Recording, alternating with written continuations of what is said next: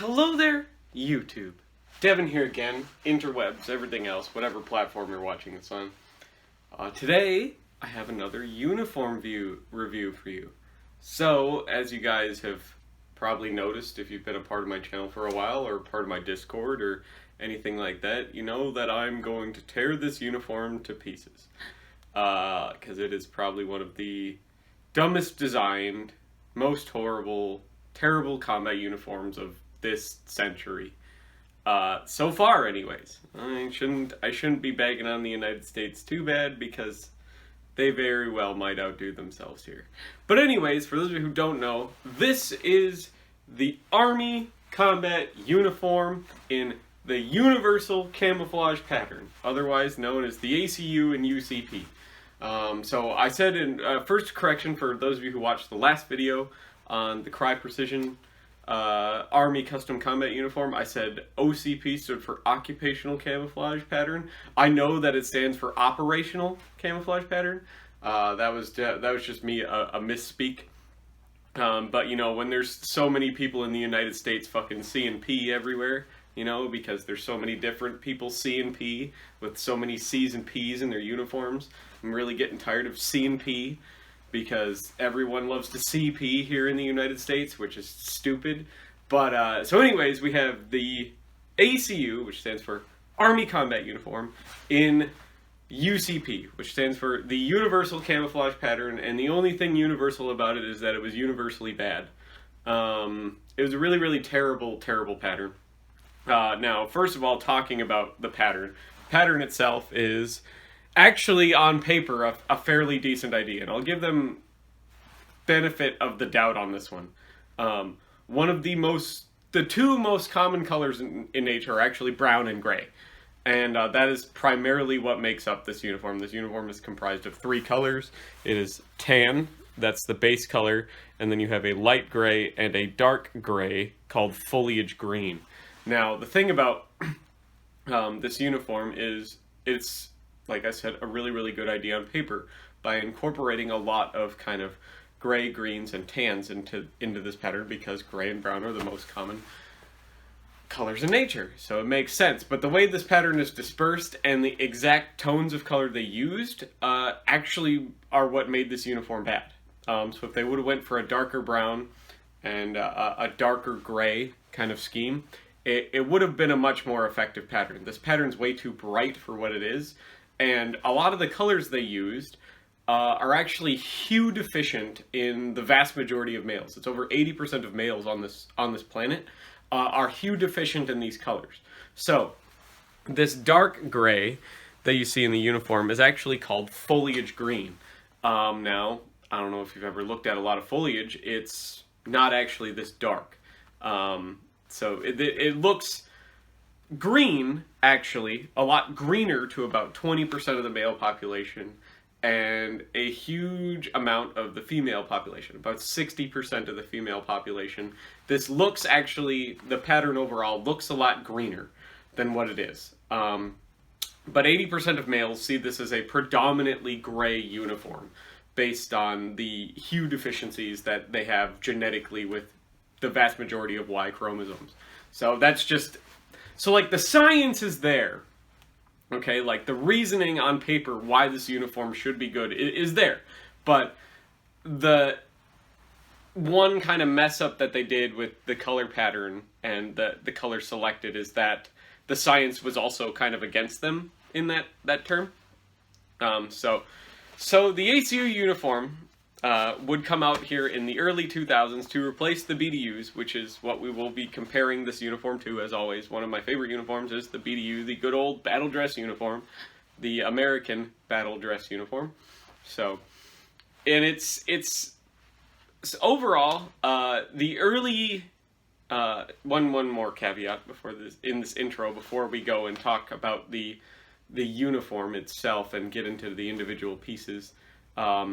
This is a very, very late ACU pattern uniform, because I wanted to find an unissued pair to wear, because I wanted to be unbiased about it before, you know, while I was wearing it and reviewing it and getting to feel all the stuff about it. Finding all the components for this uniform in unissued condition were actually a lot harder than you would think at this day and time to review them for about a week. And we'll go over some of the differences between this uniform and the earlier version of the ACU, because there's actually two different versions of the ACU uniform, and then there's a bunch of versions kind of like in between where they're like transitional uniforms, but we're not going to cover that because you could actually find a uniform with really any combination depending on who was making it at the time. But there's basically two versions. We're going to cover the early and the late uniform, and this is a very late pattern uniform, and I'll explain to you kind of what some of the differences are, and a lot of it is actually something that the U.S. government should realize more often. The very early ACU uniform was almost all Velcro.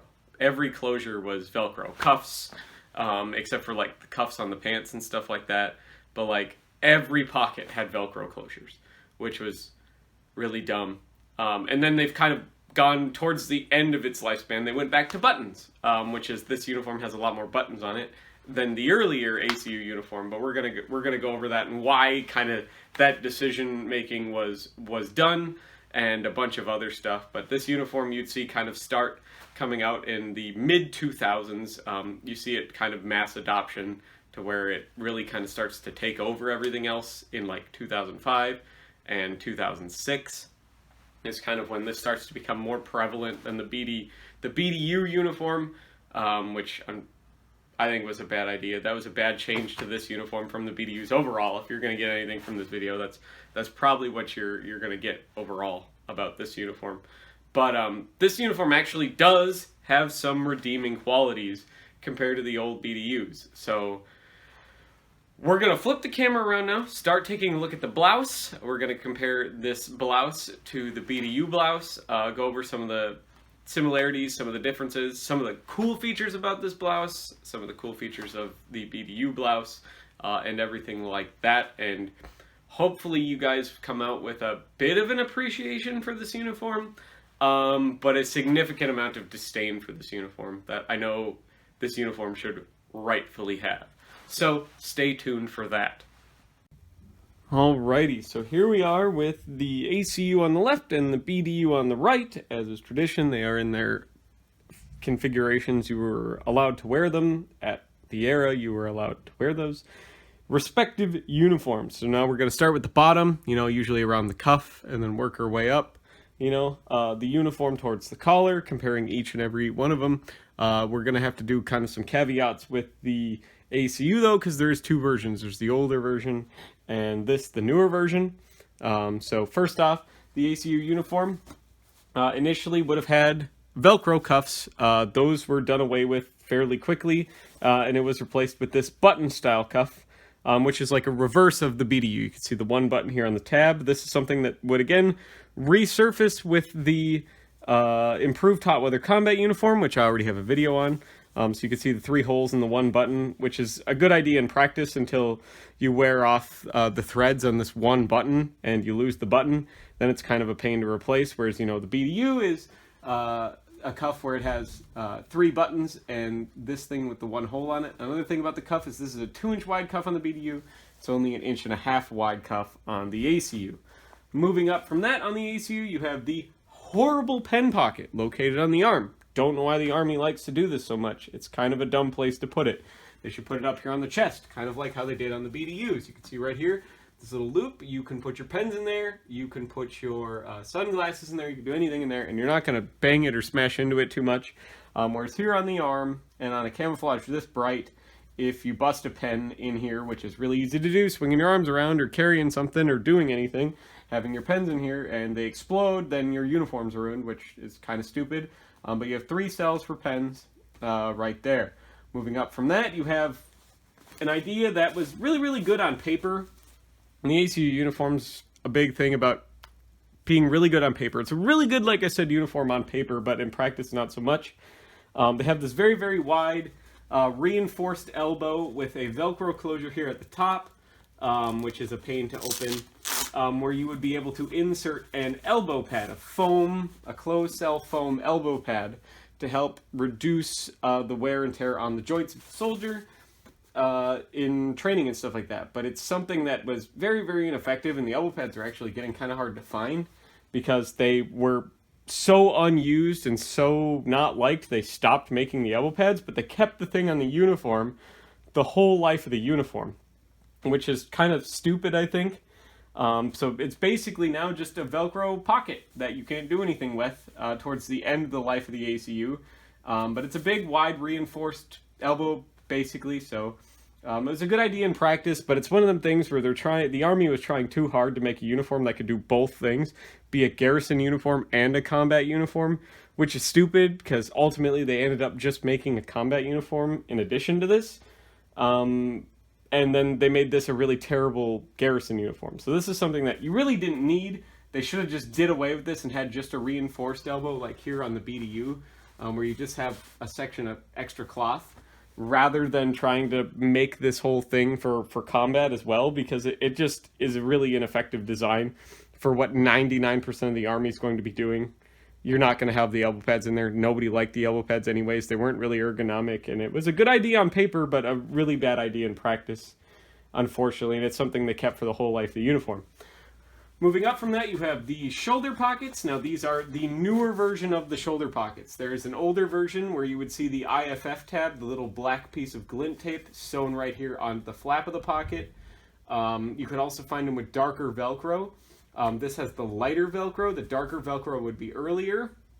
And then there would be a version with lighter buttons, lighter gray buttons, whereas you can see this one has the darker gray buttons. And they kind of seem to have flip-flopped, and it varies from manufacturer to manufacturer, whether you get the dark Velcro and the dark buttons, or the light buttons and the dark Velcro, or any combination thereof. But there's two different button shades and there's two different Velcro shades, and this is the lighter Velcro, which would be more common with the later on ACUs. Darker Velcro would be more common for the earlier ACUs, and the buttons kind of just varied in color based on manufacturer. So, but you see this Velcro pocket here, and it's moved up from the shoulders. There's obviously no waist pockets here on the ACUs, but there is on the BDUs, because the waist pockets were kind of a waste, and a lot of people didn't like them. I actually really liked the waist pockets, but so they basically did away with the waist pockets, moved them up to the shoulders, reduced the amount of stuff it could hold, changed it to a Velcro closure, which everything on the ACU uniform initially would have been a Velcro closure. Like I said here, this is the later one where they went to buttons on a lot of stuff. Same thing with the pants. Initially, everything was Velcro closure. The cuffs, the chest on this one still is. The pockets on everything were all Velcro at one point, and they kind of started to transition away from that after they realized Velcro wasn't that great because it wears out so quick and it's a pain to repair. So, but you can see Velcro closure on this here. It is a bellowed pocket here on the back side and on the bottom, but not here on the front. Everything is bar tacked really, really good. They over bar tacked everything on the later ACUs. On the earlier ACUs, they didn't, and pockets were known to tear off, and stitching was known to come undone. So they really, really beefed up the bar tacks in the later uniforms. But as you can see here, this is how this would work. The glint tape is sewn onto the strap here on the later one. So initially, you would have to have this Velcro tab up to cover the glint tape when it was on the flap of the pocket, actually sewn on the flap and not the tape itself. And that sucked because you'd have this piece of loop Velcro exposed, which would stick to anything if you took your uniform off or tried to wash it or anything like that. And it also, when you didn't have that on, you had all your patches, you were supposed to have this flipped up behind, and the glint tape sewn on the pocket would get worn out and, messed up by patches being put onto the pocket flap. So this is a much more durable way to keep your glint tape from being exposed or scratched up or removed accidentally by the little hook type Velcro pulling on the threads. But something that a lot of these pockets weren't used for. You basically see them used for cigarettes, for chew, for other stuff like that. There wasn't really a lot of other stuff these were used for because they were kind of small and hard to reach, especially with body armor on, at the angle they are positioned at, which is a very aggressively vertical angle. So moving over from that, you could see we have the insignia here on the chest. It would be sewn on the BDUs above the pockets and stuff like that. And you see them move to this new 2x2 inch chest rank insignia thing rather than having the collar insignia and the shoulder insignia. You would have this now just chest thing here at the front, and you have your name tape and your branch tape. We have two chest pockets that are really flat. They're not gusseted or anything like that, whereas the chest pockets on the BDUs are gusseted to hold more. So these weren't really well used either, because you could only really use them for cigarettes or paperwork, or otherwise they would dig into you too hard. They are a pain to open too, because they have this really long Velcro closure. And the capacity is, again, really low, and they angled them in such a way to where with your body armor, which at the time this uniform came out, it was still the OTV, which was the split front body armor. So you're either supposed to undo your body armor part way and reach into the pocket like that, or if you had all your body armor on, or the later IOTV, you couldn't do that very easy. So it was designed to reach through the armhole over here, and you would cross your whole chest to get to this chest pocket to open it, because that's the angle it was. Where later on you would see, like on the Cry Precision uniform, that chest pockets would be angled more towards the neck hole, so you could just reach through the neck hole, which was a lot easier to get to the pockets. So you see the closure here on the front is a combination of Velcro on the storm flap and a zipper. The zipper tended to dig into soldiers, especially under body armor, quite a lot. The Velcro obviously is loud and annoying and would wear out, especially with how often you would be taking on and off and washing your uniform. The Velcro would wear out very quickly, unfortunately. And it was kind of a pain to replace, which is another bad feature of this uniform. That's just kind of how it is. It's whatever though. But you could undo the zipper and just leave it undone for better airflow and just have the Velcro. Obviously with the cuff, during certain heat categories, you were allowed to roll your cuff just twice, which is why I have this rolled, which didn't really do a whole lot. The collar on this one is they switched from the lapel style collar of the BDU, which as you can see here lays really flat, it looks kind of smart, to this what's called a Mandarin style collar. Now how it was meant to be worn was sealed up like this all the way with that big tube, and it was supposed to keep your body armor from rubbing against your neck, which is I guess a problem they were having with the old collared body armor, such as the Pasget vest, which was unfortunate. So, but they went with this Mandarin collar, which in practice didn't turn out to be so great compared, to the later, because they now have gone back to the lapel style collar, the lay flat lapel style collar. So the Mandarin collar wasn't that great of an idea in practice, but it was a good idea on paper, and it was meant to serve a purpose, but it just didn't need it. So that'll conclude our comparison here on the front of the uniform. So we're going to flip them over to the rear now, take a look at how basically the overall shape of the uniforms compared to each other, and take a look at the features of the back here right now. Alrighty, so here we are at the back of the ACU uniform and the back of the BDU uniform. So right away you can see there's not a lot going on, but you can kind of see how the pattern is laid out a lot better with this big seamless piece of fabric you have in both uniforms. Overall, because it might be kind of hard to see, the BDUs have kind of this bell shape to them. They kind of are bigger at the shoulders, and then they taper in, and then they bow out again on the sides, which is a very kind of smart, comfortable cut of uniform. The ACUs have been changed to very square. Now, as you can see, probably not see, these seams here are very vertical on the back of the uniform, which is, the ACUs were very baggy. Very generously cut for more airflow, because initially you were not allowed to roll your sleeves or anything like that. It was meant to be a uniform, like I said, used in basically every single environment, which is unfortunate, because that usually means the uniform's pretty terrible in every single environment, and this one was no exception to that rule. But it does have one feature on the back that I really do like on the uniforms, and that's these bi-swing shoulders. So they stitch these gussets of fabric here into the shoulder areas, which allowed you to have more flexibility with your arms, especially to like cross your arms like this, and reach around to things, on the opposite side, such as your shoulder pockets on your opposite arm and stuff. The bi-swing back really helps with that, as far as, keeping the movability in the soldier, the flexibility in the soldier, especially with the nylon cotton ability to kind of ever so slightly shrink a little bit when you wash it. It really helped improve the flexibility of the soldier wearing the uniform, and it kept the uniforms from obviously blowing out in the shoulders and stuff like that. And the comfortability, it was good for people that had a lot more active jobs, and people that handled a lot of stuff, had to do a lot of bending over and moving things around and stuff. It was a much more better uniform for that, because you have so much more room in the upper torso area just by adding this little gusset here in the back on both arms. So.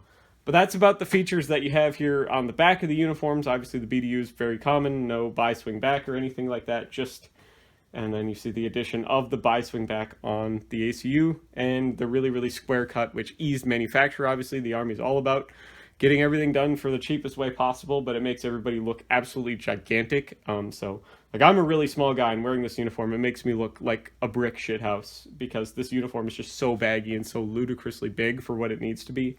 Which is another reason why I like the BDUs a little better. They're a little bit more gathered, which I think is, for one, smarter looking, and it's actually more comfortable in the end. So, but now we're going to switch to looking at the pants here and comparing the pants together, because there's actually a lot of features on the pants that were done away with that I'll talk about here, because I'm wearing the late pattern of ACU trousers right now. And then we will compare those to the BDUs and how actually the pants started out as a super light year innovative garment, and then it eventually went back to basically what is almost the BDUs to a degree.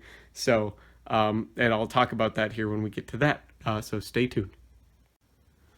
Alrighty, so here we go, comparing the trousers and or pants, depending on what country you're in, of the ACUs on top and the BDUs on the bottom here. Now, one caveat before we get into it. The ACUs, initially, all of the pockets would have been Velcro closures.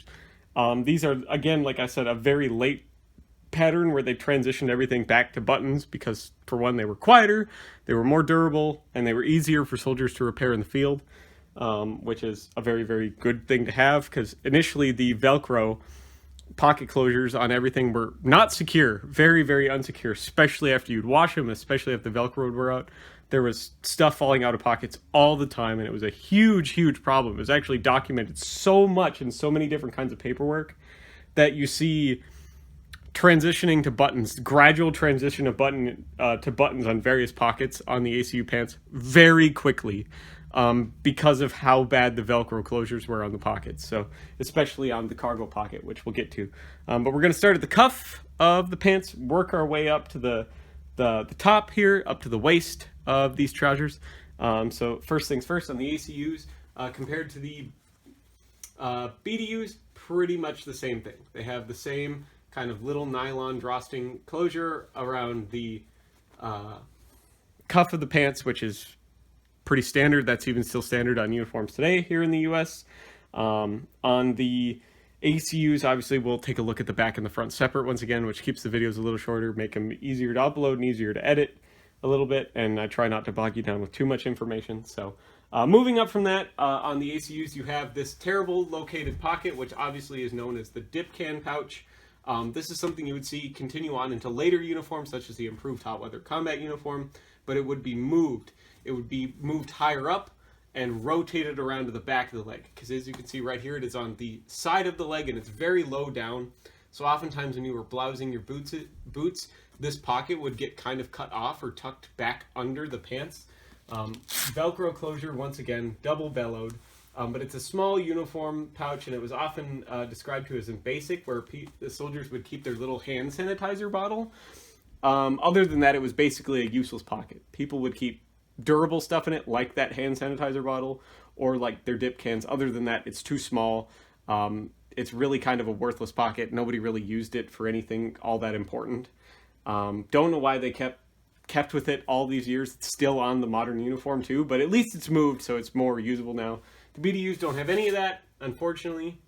Moving up, you see the cargo pockets. Now, the cargo pockets are a huge transition point here from the BDUs to the ACUs. So the BDUs, very, very squared off pocket. All right, double bellows, button closure on the BDUs, okay? And then the front of the BDUs, they're bar tacked in place so your pocket flap doesn't catch on anything, which is good because it's going to keep stuff from getting into your pocket from the front when you're walking through brush and stuff like that. But it is double gusseted here on the front, and then it has a big accordion gusset here in the back. Now, the ACUs are angled to be easier to get into while you're sitting, especially in Humvees and vehicles and stuff like that. Transportation, the Army being very mobile, obviously. So this was a problem they had with the BDUs, is they said they were hard to get into while you were sitting. And this is supposed to help with that by having these pockets at this aggressive angle. Now, this one, as you can see, is a button closure Initially, like I said, though, they would have been a Velcro closure to the pockets here on the ACUs. Obviously, no bar tacking to the front here, which would catch sticks and stuff, would get caught underneath the Velcro and stuff and rip your pockets open and things like that, because there wasn't a bar tack down here at the front. It is not gusseted here in the front, double gusseted here on the facing of the pocket, and then accordion gusset, just like the BDUs. They're almost the same exact size and shape, except for this angle. As you can see, it's shorter here at the front, longer here in the back. But other than that, it's basically just your standard, cargo pocket. And initially, like I said, closed with Velcro, later changed to buttons like you see on this one here. Now, another thing that they wanted to have for more positive security, especially for airborne troops that they were having problems with, the airborne troops, you're smashing a lot of stuff into your pockets, obviously, because you need to bring more with you because you're jumping out of a plane, and resupplying is a lot harder. They would switch to this shock cord closure that runs through the top of the cargo pocket here, to where you would be able to pull on this shock cord and it would cinch up the top of your cargo pocket, hopefully giving you extra positive security for keeping stuff from falling out of the pocket. But initially, it didn't turn out to be super great. All it really did was kind of get in the way, and it's one extra step. And then you have these little barrel locks which now cut into you when you sit down or bump into anything like that, which was really uncomfortable. And they were prone to tearing off because they had this little nylon straps. Soldiers would cut them off as well. And the shock cord wasn't that great, and it looked very unprofessional having this extra flapping bit of elastic just hanging out of the pocket. Which was very unprofessional looking, and it would just be prone to, you could tuck it into the pocket and stuff, obviously, but just moving around or anything would cause it to flip and stick out like that again, which was really bad. And a lot of soldiers I know who talked about basic training would get in trouble for that hanging out, which is a problem, once again, because it's part of the design uniform and there really isn't all that much you could do about it. So, moving up from there, they both have their traditional slash pockets here in the front, which are useless because you can't put your hands in your pockets ever in the military, so I don't know why they did that. But you could store stuff in them whenever you're just wearing them around in civilian life. So now we will go and flip the pants around, take a look at the back, and go through this all once again from the cuff to the waist. Alrighty, so the pants, once again, not a whole lot. We're moving very forward up right away onto the trousers here. To the reinforced seats. They are basically identical on both pairs of pants. That's just how it is. It's just an extra layer of fabric designed to keep your butt from getting too wet and provide just a little insignificant amount of padding, basically. The rear pockets are both button closure on these examples. Once again, very early on, they would have been Velcro closure on the ACUs. They were very quickly changed to button closures, though. This was the first pocket changed to button closures on the ACUs from Velcro, was this rear pocket here. Because every time you would sit down, your pocket flaps would tear open with the Velcro, which was a problem. So this was the very first pocket switched to buttons on the ACUs, was this rear pocket here. And it's the same identical pocket, basically, that they had on the BDUs, making it very familiar. The crotch gusset on these pants, very the same. There really isn't a gusset. It's just the four panels of the uniform stitched together. It is the same exact thing on the ACU, which gives you a problem known for blowing the crotches out of both pairs of these pants. But at least, unlike the BDUs, you get one bar tack on the ACUs, which is something I said would really, really help keeping them from blowing out. But as you can see, the bar tack on this one, due to the lowest bidder, doesn't even encompass all four panels. It really, really hangs off biased to the rear of the pants here on this particular set of ACUs, which means you would still blow them out in the front, which is where they would blow it anyways, because that's where your junk is. So that's the problem that they had. So that bar tack is basically useless on this version of the ACUs. Moving up from that, they have the same fly, 4-button fly on both pairs of pants. As you can see here, 1, 2, 3, 4. That is something that they didn't change at all. The belt loops did not change at all. You can see they are very, very narrow. They are longer. If I could show you here compared to each other. 2-inch wide belt loops here on the ACUs, only 1.5-inch wide belt loops here on the BDUs. So that's just a slight improvement, but they would still tear off super easy because they're this really narrow gauge. But unlike the BDUs, the ACUs did something smart, sorta, kinda. So without a belt, you could use these little adjusters here to kind of bring in the waist of the BDU pants But these metal M buckles, if you were wearing a belt, would cut into you because they would obviously be under your belt, which was very uncomfortable. The ACUs did that by just putting a drawstring here in the waist that you could pull and adjust, bring in the waist, the whole circumference of the pants, rather than just gathering all the fabric in one area. You could spread that gathered fabric out around the whole circumference of the waist here on the ACUs. So that's kind of a smarter idea, but it's still not super good in practice. But it's a feature that is a slight improvement, I would say, over the BDUs. These pants are also a much, much looser cut compared to the ACUs, okay? And now we're going to get to saved it for last year, basically. One of the coolest but also weirdest features of the ACU pants. The super, super wide, very, very wide, so it runs from each side seam of the pants, okay? Which is on the BDU, it does the same thing, but since the ACUs are so much wider, it is this incredibly wide, like over a foot wide piece of fabric. And you see these two vertical lines of stitching, which is probably very hard to see, but you can see it there in the tan probably. These two vertical lines of stitching down in the center here, so the side of this pouch is definitely cut off. But here on the bottom, which I was able to get, this is an unissued pair of the original knee pads, and there is the markings on them and stuff like that, the NSN number and everything like that. There's an original unissued pair of these closed cell foam knee pads that you were, just like the elbow pads, able to put inside this knee pocket, once again, that nobody ever used, but it was a good idea in practice because soldiers are always, kneeling, getting up and down and stuff like that. But these pockets are obviously super, super hard to fill with the knee pads. The knee pads are really too big for these pockets because they're meant to kind of like bend a little bit and hold their shape. But they don't work super, super well in practice. They're a pain to put in. You have to take them out every time you wash them.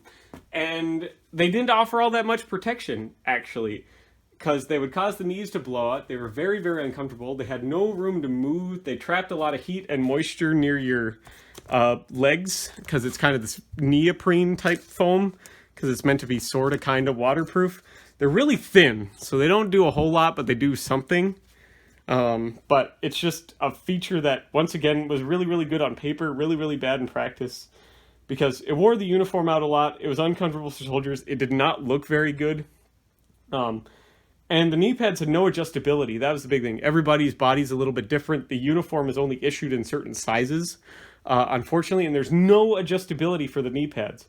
So oftentimes, if the knee pads were in even, and you were allowed to use them, for that little bit of protection they would supply you, which nobody really ever did, unfortunately, because it was so bad, they wouldn't be where you needed them to be to provide the coverage for your knees. Oftentimes they'd be too low or too high on most soldiers to, utilize the knee pad actually effectively, or they would rotate to the side or to the inside or to the outside and really be useless and just an extra piece of thing you have to fight against while you're trying to do your training or actually in combat or anything like that. It's just a really, really good idea on paper, really, really poorly executed in practice, though. Whereas you really see kind of the gold standard at this time, too, that this uniform was adopted, the Cry Precision uniform, which I also have a video on, where the knee pads are very, very highly adjustable, very, very ergonomically shaped, and allowed to kind of be held in place and strapped down and adjusted for height and width to make sure they can reach everybody's knees, and they don't really move, whereas these don't do any of that because there isn't any tightening mechanism to these knee pads or anything. They're just free moving with the pants, which is unfortunate because they worked for very, very few people. So hopefully you like this video. You subscribe if you like this sort of thing. Overall, the ACU uniform is probably the worst uniform the U.S. Army has ever fielded, probably in its entire history for the era, which is why it was actually so short-lived. You would see it basically used in combat from 2005-ish to 2000, really kind of mid-2010s. It was about a 10-year period, which isn't very, very good for a uniform considering the BDUs have been in service from 1981 until the Navy got rid of them in like 2013, which is a long, long time. That's almost 40 years. The ACU is only really used for 10 years before they would obviously start switching it. And even earlier, it was transitioned out of some theaters, such as Afghanistan, where it would be at least in a better pattern with some updates. So hopefully you like this video. You subscribe if you like this sort of thing. If you hate the ACUs as much as me, please feel free to leave that in the comments. I'd love to have your experiences with them and stuff like that. Or if you learned something new about the ACUs that you didn't know before, I'd very, very much like to know about that in the comments as well. Likes and comments and shares and all that stuff really, really help me out in the algorithms. These videos take a lot to do, and it's very, very hot in here with these lights, so I hope you appreciate the amount of effort I'm going through to show you these uniform comparisons and hopefully teach you something. Like I said, the ACUs are a really, really bad uniform, but they do have some redeeming features, and like I said, it's a very, very good uniform on paper, but it's probably the worst uniform in practice the Army has ever fielded. So thank you all for watching, and hopefully I will see all of you here now in the next video. Bye-bye now.